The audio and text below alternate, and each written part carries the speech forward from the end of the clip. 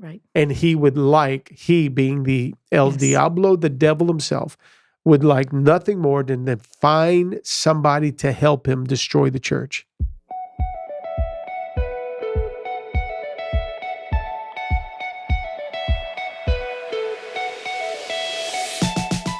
Hello, welcome to another episode of The Family Business with the Alessis. And today you have Steve Alessi and Mary Alessi sitting in the podcast booth together, where we'll be talking about something we don't talk about on Sundays. This is a good one. Would you like to greet everybody? Well, hello, everyone. This is going to be a great topic. It is. Before we get into it, big question. Okay. What's your newest challenge, biggest challenge now that you have 2 grandkids, 1 boy, 1 girl?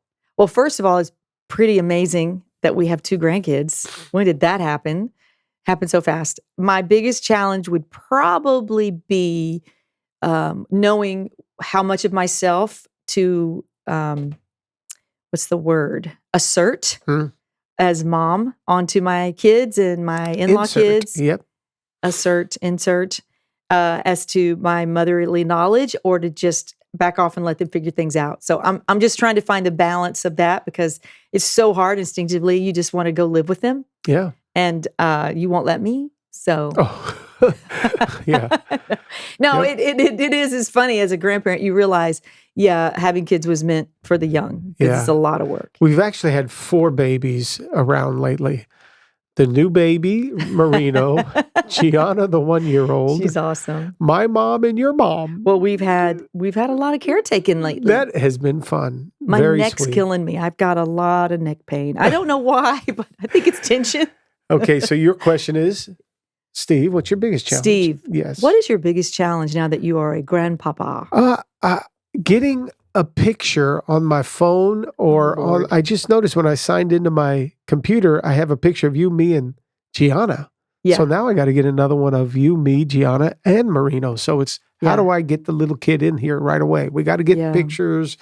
That's my biggest challenge. We can do it today. When we're done with the podcast, let's just go grab the kids and update everything. Life's good. Life's amazing. Yes, it is. Okay, so let's get into this real deep, heavy subject. This is serious. And this is church hurt. And church hurt. Church hurt. It's a new term. It's a term that's been around probably the last 5 years or so, where we're seeing people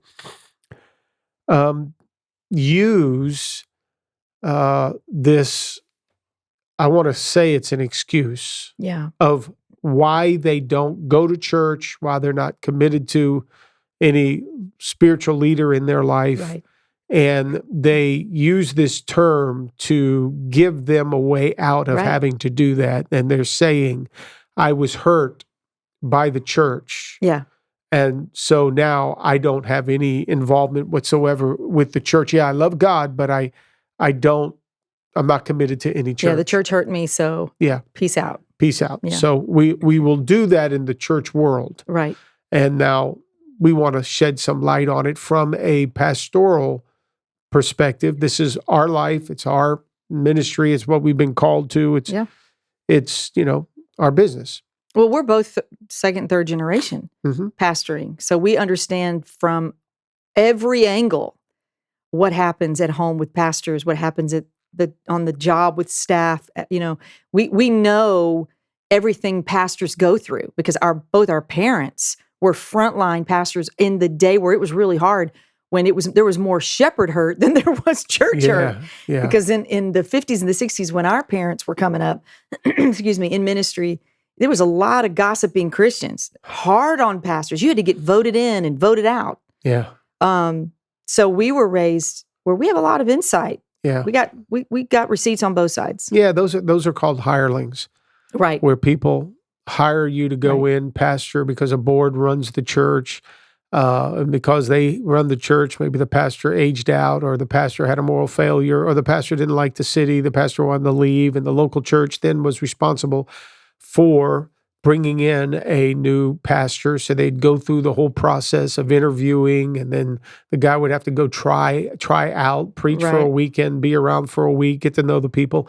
So it became a puppet. The pastor was a puppet to what was going on, the people were leading the shepherd rather than the shepherd leading the sheep. And there was a lot of hurt on the pastor's side, which then, because of that, many, as mentioned in another podcast, many of the children of the pastor were like, man, I'm out of church too. Exactly. Because they had church hurt. They had church hurt. Now you hear it from what the spiritual leader, the church leader, or people in the church, not just the pastor, but people in the church, the hurt that was put upon people. So they use that as, okay, I was hurt by the church. Now church hurt's real, and I'm not a Christian, or I'm not going to church. Right. So we got to talk about that because we have seen it from both ends. First off, I would say from the get-go about this subject, it should be expected.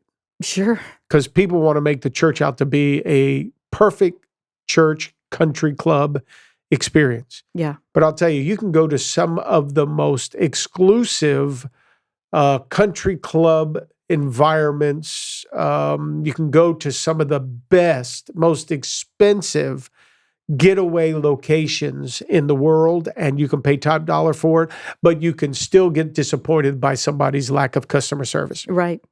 And you don't run around saying, I got resort hurt. Right.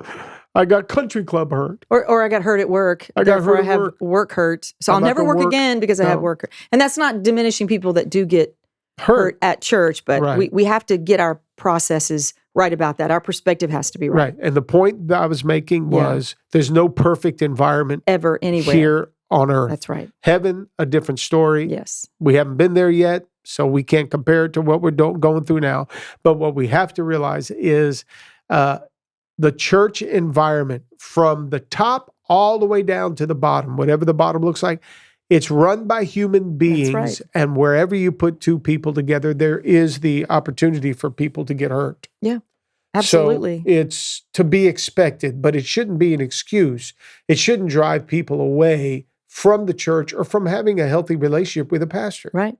So let's not use it as an excuse. No, you can't. And let's then not run around and share all of our disappointments with people, whether it's, a pastor running and saying, I'll never go back to that church again because that church is this. You don't want to slam the church, and you don't want to slam the pastor because something happened either through him or under his watch. Right.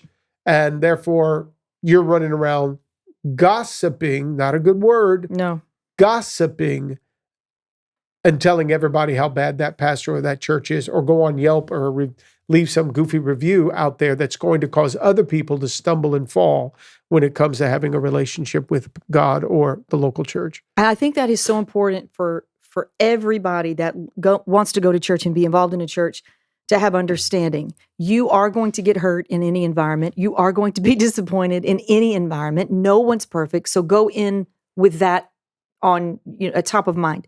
Also, as a believer, as you grow in the Lord, in your relationship with God, you need to know what the Bible says about what to expect.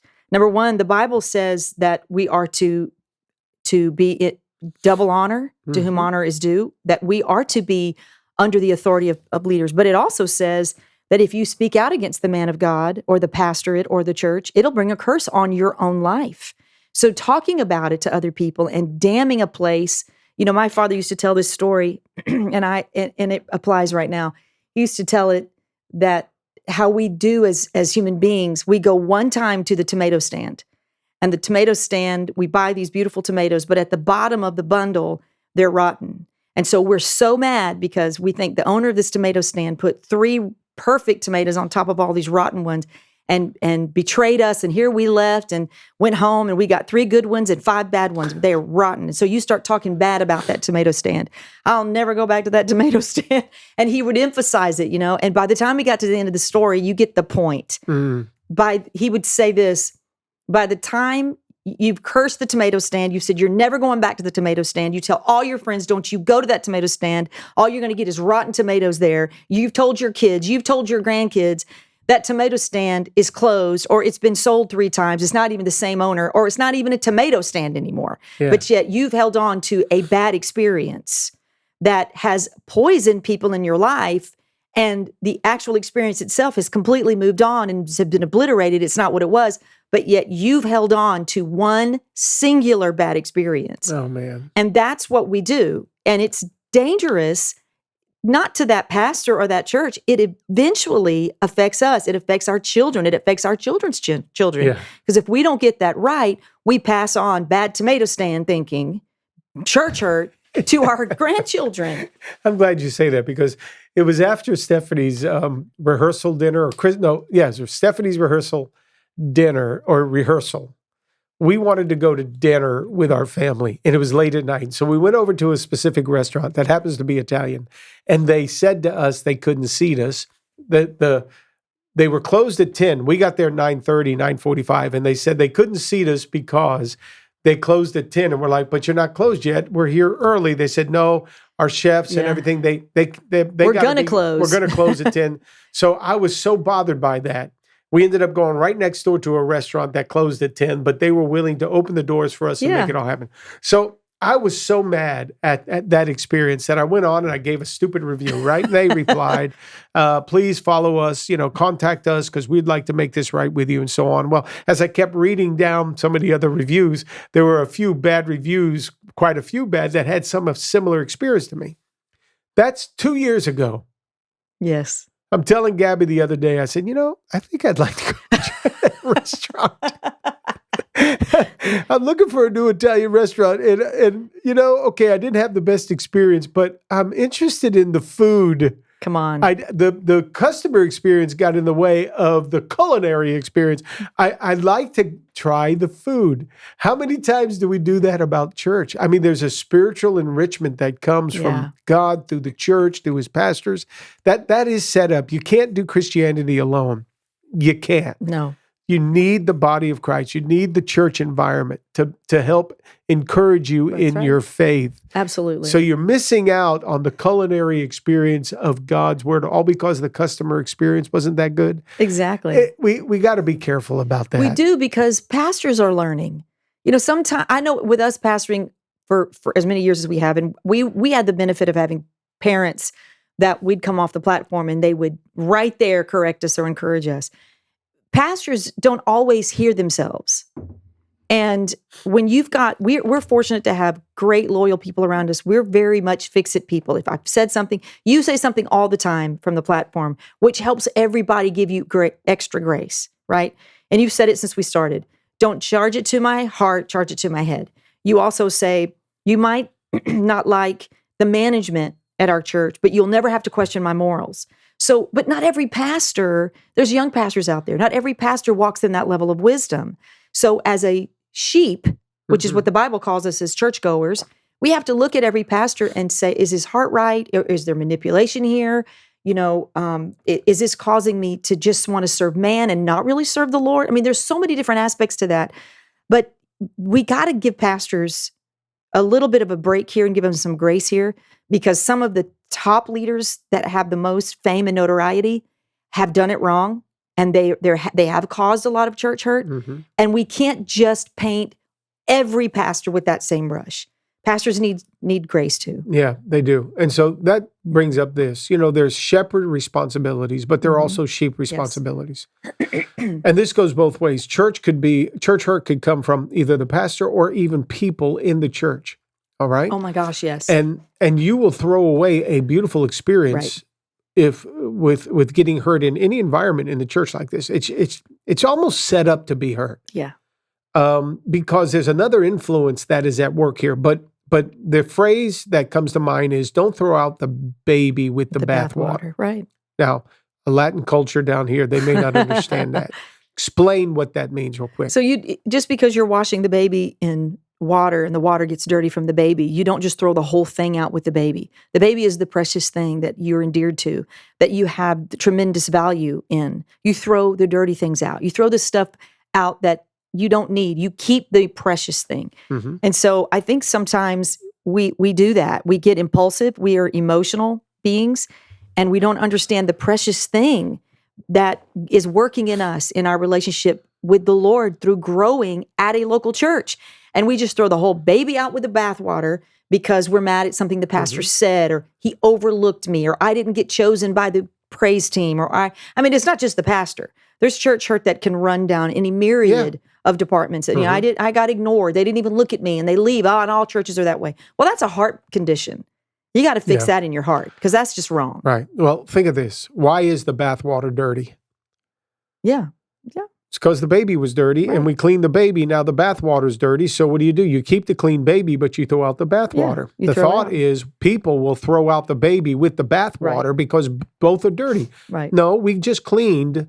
When it comes to church, we're working on cleaning ourselves up, and sometimes it gets dirty. In the process. And just because there's a leader involved, it doesn't mean the leader is Jesus. Doesn't mean the leader's God. Absolutely not. The leader is flawed as well. Right. So the whole setup is conducive to some measure of pain, because everybody along the way gets dirty and makes mistakes. Now, everybody. I'll say from my end, from a leader's perspective, if I could look people in the eye and speak to them just, and just general thought of your past. If you've been hurt from a pastor, here's what I'd like you to hear.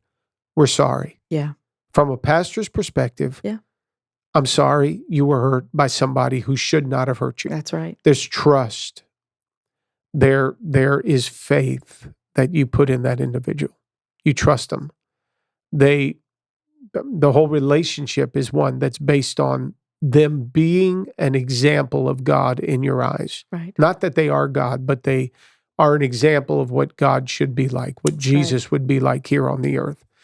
And so therefore, to all those who have been hurt from a pastor or spiritual leader, forgive us. Absolutely. It's not what we signed up for. We want to bless you. We want to help you. So it was a mistake. It was a bad choice of words or bad judgment. It was a flaw in our character that we're working on. It was a moment of weakness where our flesh got the best of us. Right. But please don't judge the rest of those in our ranks by that one mistake that we have made. Mm-hmm. The Carl Lentzes that have made the mistakes. Don't judge every pastor by the Carl Lentzes or the Brian Houstons or anybody else that has been in the spotlight for making bad judgment calls and mistakes. Right. That's not who we are. All of us, that's not who all of us are. Right. So forgive us for doing that. And the reason you need to forgive us is because unforgiveness is just as painful and destructive to your life as what was the offense that somebody brought. Absolutely. You forgive not for yourself. Right. Excuse me, you forgive not for the other person, you forgive for yourself. Yeah. You need to get your heart healed in this situation. So then I would say to you, if you finally can release that pastor, that leader, that person in the church from that hurt, you let it go. Then go look for another church environment. Don't keep removing yourself. Right. So across the board, leaders make mistakes, and sometimes leaders hurt you. Right. But I want us to go to the Bible for a minute. Just a couple things. Imagine Peter and Jesus' relationship. If there was anybody that could have been hurt by their leader, it was Peter. Absolutely. Jesus, this perfect Lamb of God that's on the earth, turns and says to Peter, "Get thee behind me, Satan." Yeah. Yeah. When's the last time your pastor called you the devil? You know? Sure. He tells him, "You're going to deny knowing me." No, I'm not going to deny knowing you. I'm with you, man. Don't point out. Don't judge me. Don't point out my sin. Yeah. No, you're going to deny knowing me. If there was somebody that could have been hurt by the spiritual leader, it would have been Peter. Yeah. But Peter had to step up and look in the mirror and say, "You know what? I did deny him. Right. I had some mistakes too. I have some flaws in me. I'm weak. I've got to be able to stand up." Because listen, that's the same guy who was hurt by Jesus, who then Jesus turned and said to him, "Listen, Peter, I'm going to build my church upon what is in you. Right. That's the revelation that's in you and the man that you are. I'm going to build my church upon that. And listen, the gates of hell shall not prevail against the church."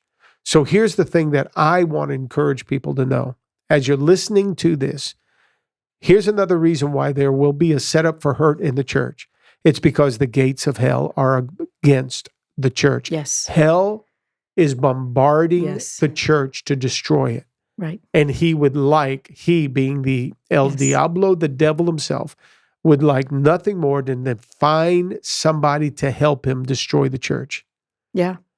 And if you keep talking about your hurt in the church, you could help the enemy destroy the church, because people that you're talking to about your hurt may pick up your offense against the pastor or your offense against the hurt, and it'll keep them from ever darkening the day or the doors of a church. They won't go to church. Right. So now you've just helped the enemy expose weaknesses that are just part of the humanity and part of life. That's right. And you don't want to be on that side of the fence. Right. You're needed more than ever to be a cheerleader of the church. And if you were hurt by somebody in the church, then you should be the one that's out there saying, hey, yes, it happened, but here's how I got through it and why church is so important to me. Yeah. Because the gates of hell are trying to destroy the church. You want to help build the church. Absolutely. I love that. I think it's a test of every Christian, Steve. Every person that says, I want to attend a church, I want to work out my salvation, I like this pastor and his wife, I want to bring my family here, I want to start growing in my faith, I want to start serving. Get ready, because you will have to face the test of offense. Did I say that right? You will have to face the test. I said it. Okay, making sure I said it right. Sometimes you hear yourself talk, whatever. You're so cute. Anyway, I think I said it right. 2 grandbabies got me a little twisted. Yeah. You will have to pass that test. Offense is a test we all have to take. It's like our driver's license. You want to drive this thing, you got to take the driver's test. And offense is one of those tests you have to take. Yeah. How do you respond? You know, we've watched the documentary recently of the whole Carl Lentz and the whole. We have our opinion on that, right? And I think it's more than just our opinion. We balance that against the Word and also our own wisdom and what we know. And although I wanted to stay mad at pastors who do dumb stuff and they love the limelight, it's hard for me as a sheep too, because I'm both. I get irritated at the sheep. Yeah. Because I think to myself, where were you? What are you doing? Why are you sitting here needing affirmation so desperately from this person who just wants to be famous? Where's your discernment? Yeah. You know, where's your calling it out? And as you get closer into that story, you see the people that were around him on the front lines, begging him to get things right, and eventually had to leave. That's how you handle it. Now they're hurting and they're broken, but yet they still love God. They feel like a dream died for them, but now they're serving other areas. And yes, they were hurt. They were the closest to him, and he didn't want to listen. And now, you know, one of the statements that I heard that one of the girls make that was so powerful, she said, the gold in the garbage.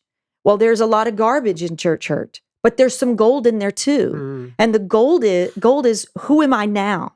Do I have a greater sense of wisdom and discernment because I had to pass a test? You know, we said it a minute ago, every pastor isn't looking to be famous. There's a lot of pastors out there that just want to be good shepherds. Yeah. Find one. Lock your family into a church. Don't paint every pastor in every church with the same brush because you got hurt. You and I both could sit here and talk about our church hurt. Dear Heavenly Father. How did you pick up on that vibe, man? I'm sitting here thinking it must be the smirk on my face because I'm going way back, I can baby. Read your mind, you sure Dave. can. 35 years. We could tell each other stories of potential. The truth is, if church hurt eliminated you from wanting to go to church or being a part, we should be the biggest heathens there are, because we both have faced individually our church hurt, and we have faced it together as a couple. Mm-hmm. And we've faced it on both sides of people that say horrible things about pastors, terrible things about us. And we know now we've survived it because we understand part of the role, the calling is, we know people are talking about us over lunch on Sunday. Even some of our friends. Did you hear what Pastor said? Did you hear what he said? Oh my God, does he realize how egotistical he sounded? Yep. No. Sometimes he does, sometimes he doesn't. Sometimes you're in bed at night going, why did I say that? You have transparency hangover the next day. But when people truly have the heart of God and they understand pastors are just human, then they give you a second chance and they have grace. Yeah. Now, that's what sheep should do as they grow in the Lord.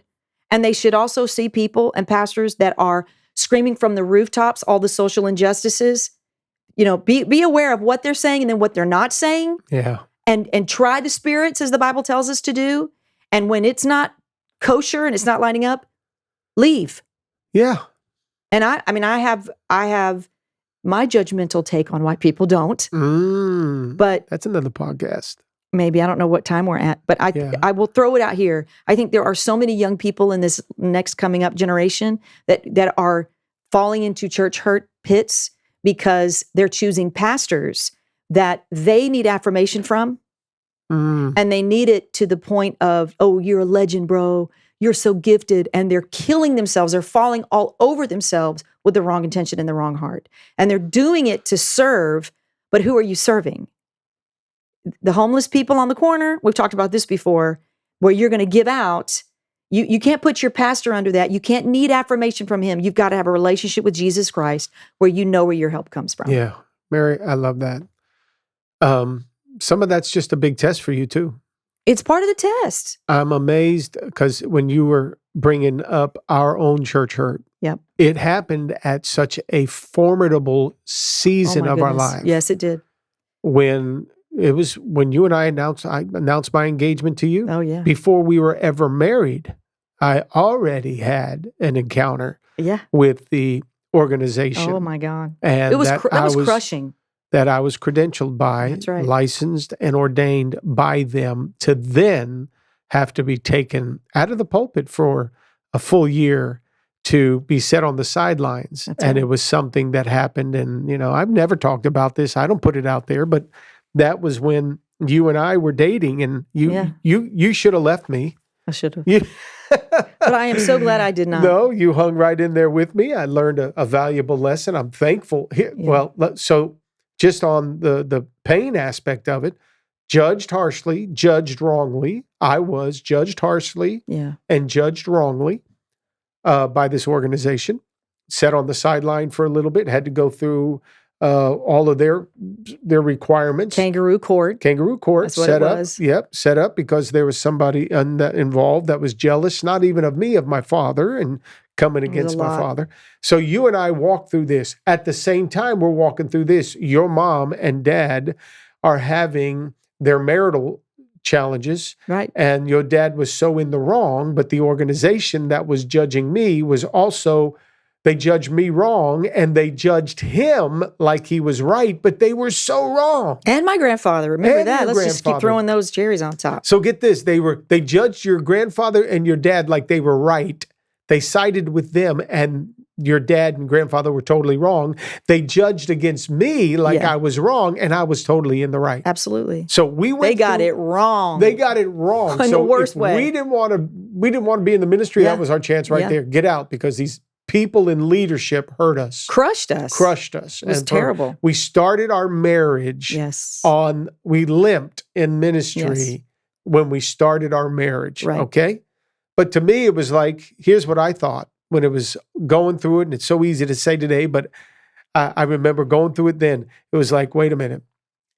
If they didn't have ammunition, they wouldn't have been able to shoot at me. Yeah. I gave them the ammunition. Because in my youth, I was a little too stupid and not smart enough to stay as far away from the line as possible. Right. So I really, in the long run, I had to accept responsibility for it. Yeah. All right. All that to say, years later, we would never have judged the church and our ministry and being called into the ministry or our relationship with God based on a few boneheads. That's right. Those men made decisions that, whatever, that's all they had to make. And they were flawed, and they made some bad choices along the way. Their judgment was wrong. But you and I didn't take it out on God nor the church. No, we never did. And that's why we can sit here on this podcast and be able to say to people who are saying church hurt is an issue, which is keeping me out of church or out of a relationship with God, don't go there. Yeah. Don't let your heart or your mind or go there and it affect your relationship with a church. Like you said, if you're not happy, if there's an environment that can set you up to be hurt, maybe it's on you. Yes. Maybe you're expecting something from that pastor or from that church that's unrealistic. That's right. Time is an amazing gift Yes. God wants to give you. It is. You don't want to just make a decision that's going to affect the rest of your life based on one event that happened at one moment or time in your life. No. You want to make sure you're always making the right decision and the right choices, because that right choice is going to help you throughout the rest of your life. Yes.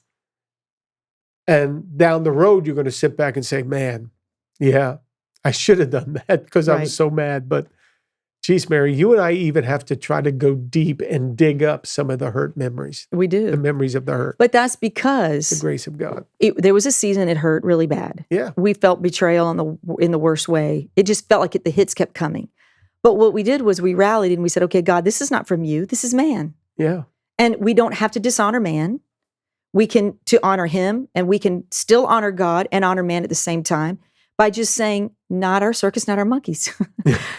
We're out of here. We're not going to be a part of this organization, but we aren't passing one little bit of bitterness or negative story onto our children, and we never did. We waited till they got into their teens. And when we started telling our kids the story of what we went through in our early 20s, they were like, write a book, make a movie. Are you kidding? I mean, we barely tapped into it in this podcast. The details are so deep. No. But we never passed that on because we understood what the enemy would like the most is to take our hurt and our offense that's temporary and drive a wedge between us and the Lord that's permanent. And we weren't going to do that. We loved God more than we loved men. Man. But looking back on it, it's sort of a badge of honor to some degree. It's part of our story. There's no pain in it. It doesn't hurt anymore. You almost feel bad for those guys. That they judged us wrong. Some of them died at bad death. It was on them. A local guy that put it all together ended up blind and then died. No. Okay, the Italian news coming out. No. The cursing. Well, hey, before we go on from this, that was one moment that we had, not to just stir up all the hurt of the past, but then years later, we were sued as a church by that same organization. Oh my God. People don't know. Through a lawsuit. People don't know what we went through. That with my dad and mom, and we fought the battle. That's why I tell people sometimes, I don't remember my 30s. Yeah. Because in my 30s, between infertility, not being able to have a kid, between dealing with a lawsuit with the Assemblies of God, between leaving then my dad and trying to come over and start our church, going through all that stuff, some issues. Hey. You're still leaving out a whole lot of layers. There are. We just don't have time to talk about 10 years. It was hard. Can't remember my 30s from all of that stuff. No, I completely, we both understand what church hurt and having people that you admire spiritually in your lives that you've looked up to, that you've wanted to be like. This can make me cry, but that's because I'm a grandma now. But when you look at some of those men that you went to Bible school to want to emulate, that were in your mind heroes of the faith, and they just lacked discernment. They lacked grace. There was no grace for you. I will say the best gift out of that was who it made you and me as pastors. Yep. Because we always back up and we go, wait a minute, there's two sides. And we love these people, and we can't throw the baby out with the bathwater. Yep. In reverse. And we've got to give people opportunities. We are here to love people. If we're not about long suffering, because that's something Jesus told us to be. We must be long suffering. Yeah. It's a gift to give that to someone. But we didn't experience long suffering. We experienced the acts. Somebody says something about you, and you're a pastor, or you're a pastor in training. You're out, buddy. You're out. Well, that could have easily broken our hearts because they didn't even realize how we saw them. Heroes. They were heroes of the faith. And so from a church person's perspective, we've really tried over the years to do our very best, and we're human too, but to manage that like it's just precious glass. Yep. And it's probably what forged in me the mindset and leadership mindset of, hey, we're not going to play in this thing. No. We're not No. going to hurt people. We're going to do it right. We may not be the biggest church, but we're the healthiest church. That's right. Our goal has always been, let's be healthy. Because when people walk through the doors, we want to make sure that the environment here is a healthy environment for them to grow in their faith, but also grow in relationship with one another. And, if you're going to sit there and be a church that's all about relationship, you better be balanced and keep things pure, because you can't be hurting people if you want to connect with them. No. So, hey, we got some tears up in here today and share a lot that's in our heart. And we just don't want you to be let down or disappointed or live a life of regret, all because some kind of hurt happened in a church environment. There's good churches. Metro Life is a great church. And great pastors. For you. Yes. Come connect and lock in. So thanks for joining us today in the podcast booth with Mary and I. It's been fun here at the Family Business with the Alessis. Hey there, if you enjoyed this episode of the Family Business Podcast with the Alessis, then you'll want to know we've got more insight, more encouragement, more great conversations that we can have on Sundays, and even some surprises coming your way. So you want to make sure you subscribe to our channel and watch one of these next videos here next, because remember, family is everybody's business.